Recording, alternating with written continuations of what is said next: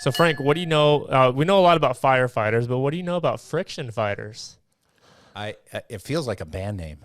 Yeah, it could be. It could be. Foo Fighters, Step Over. Yes. Friction fighters are on the way. Yeah. So, here's the question, right? So in business, how do you protect customer experience as you scale your business? Mm-hmm. That's one of the very challenging things to do, right? It's easy to have a small team, have a small customer base, and have the best customer experience on the planet because you can customize to 5 customers, to 10 customers, to 20 customers. But can you customize and tailor to 200, to 2,000, to 20,000? That's where this stuff starts to break down for a lot of clients, right? And customers they expect their interactions with every company to be quick, convenient, and contextual. Yet when you scale, you have exponential growth. The challenge is also growing exponentially. So the answer lies in operations, RevOps to be exact. It's time to bring in the friction fighters. So adopting a customer in perspective. Yeah, it's powerful. I mean, we talk about it all the time in terms of like, what are the things that define CX, right? Personalization is a lot of times at the very top, ease of use, all these other types of things. But friction is one of those things that's interesting because you think that friction is something you would always feel.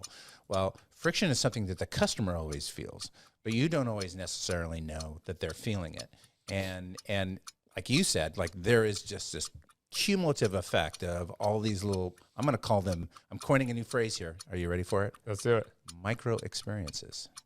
Micro experiences. I like it. Okay. So these micro experiences are occurring. They're accumulating. They're in the system. They're creating friction. And what comes from friction? Heat.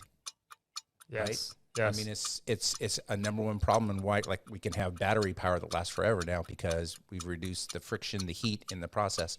And I think this is really important. I mean, I think especially too, interestingly that they pull it underneath RevOps, right? This makes sense.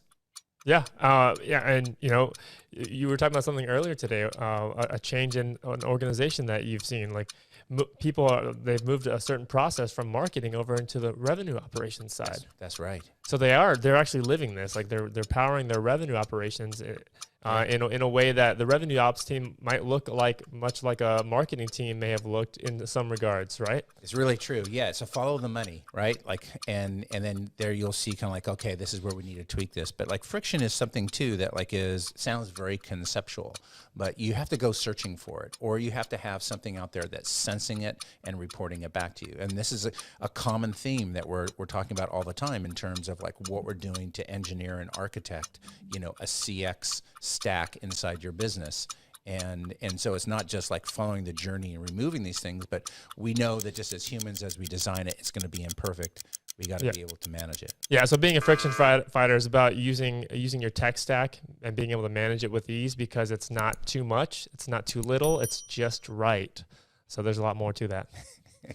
Now, that's not to say you're going to wake up one day and say, we've arrived, we've adapted. It's a constant struggle and a constant battle to continuously adapt.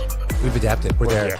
Yeah. That doesn't exist. Well, there's a great saying that kind of builds on what you just mentioned, which is like, how do you open up a small business? You open up a big